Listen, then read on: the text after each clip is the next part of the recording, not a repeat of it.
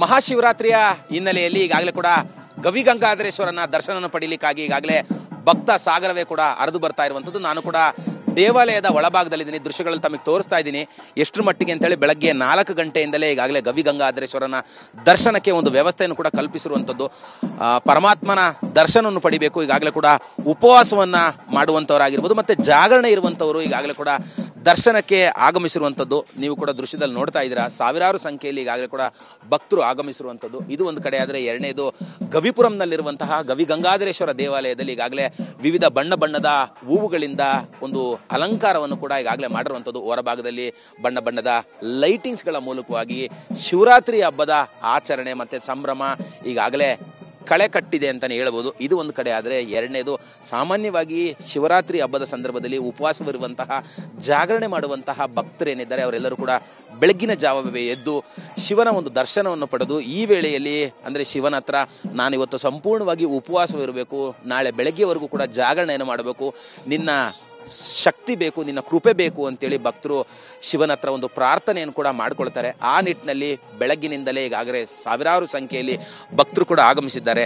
ನಾನು ನಿಮಗೆ ತೋರಿಸ್ತಾ ಇದ್ದೀನಿ, ಸರತಿ ಸಾಲಿನಲ್ಲಿ ನಿಂತರು ಭಕ್ತರು ಈಗಾಗಲೇ ಕೂಡ ದರ್ಶನವನ್ನು ಪಡೀಲಿಕ್ಕೆ ಮುಂದಾಗ್ತಿರುವಂಥದ್ದು. ದೇವಾಲಯಕ್ಕೆ ಬರುವಂತಹ ಭಕ್ತಾದಿಗಳಿಗೆ ಆರಂಭದಲ್ಲೇ ಅಂದರೆ ಅರ್ಚನೆಯನ್ನು ಮಾಡಿಸುವಂತಹ ಅಂದರೆ ಭಕ್ತರು ಈಗಾಗಲೇ ಏನು ಪೂಜಾ ಚೀಟಿಗಳನ್ನು ತೆಗೆದುಕೊಂಡಿರ್ತಾರೆ, ಅವರಿಗೆ ಒಂದು ಅರ್ಚನೆಯ ಒಂದು ವ್ಯವಸ್ಥೆಯನ್ನು ದೇವಾಲಯದ ಹೊರಭಾಗದಲ್ಲೇ ಕೂಡ ಮಾಡಿರುವಂಥದ್ದು. ಈಗಾಗಲೇ ಅರ್ಚಕರು ಕೂಡ ಅರ್ಚನೆಯ ಒಂದು ಕೆಲಸದಲ್ಲಿ ತೊಡಗಿದ್ದಾರೆ ಅಂತ ಹೇಳ್ಬೋದು. ಮತ್ತು ಸಾಮಾನ್ಯವಾಗಿ ಇವತ್ತು ಸಂಜೆವರೆಗೂ ಕೂಡ ದರ್ಶನದ ವ್ಯವಸ್ಥೆ ಇರುತ್ತೆ. ಬೆಳಗಿನ ಜಾವ ಅಂದರೆ ನಾಳೆ ಬೆಳಗ್ಗೆ ಏನು ಮಹಾಶಿವರಾತ್ರಿಯ ಒಂದು ಜಾಗರಣೆ ಮುಕ್ತಾಯವಾಗುತ್ತೆ.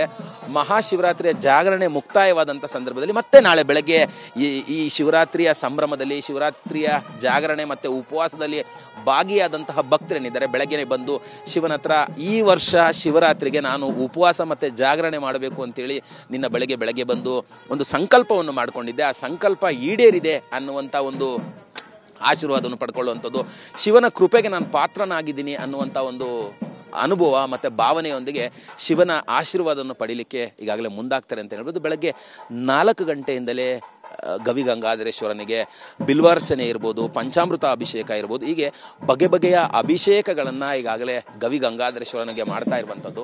ಈ ನಿಟ್ಟಿನಲ್ಲಿ ಭಕ್ತರು ಕೂಡ ಆಗಮಿಸಿ ಸ್ವಾಮಿಯ ಕೃಪೆಗೆ ಪಾತ್ರರಾಗಲಿಕ್ಕೆ ಮುಂದಾಗ್ತಿರುವಂಥದ್ದು. ಬೆಳಗ್ಗೆ ಈಗಾಗಲೇ ಇಷ್ಟೊತ್ತಿಗೆ ಸಾವಿರಾರು ಸಂಖ್ಯೆಯಲ್ಲಿ ಈಗಾಗಲೇ ಕೂಡ ಭಕ್ತರು ಆಗಮಿಸಿದ್ದಾರೆ. ನನ್ನ ಜೊತೆಯಲ್ಲಿ ಸಾಕಷ್ಟು ಭಕ್ತರು ಕೂಡ ಇದ್ದಾರೆ, ನಾನು ಅವ್ರನ್ನ ಮಾತಾಡ್ಸಲಿಕ್ಕೆ ಮುಂದಾಗ್ತೀನಿ.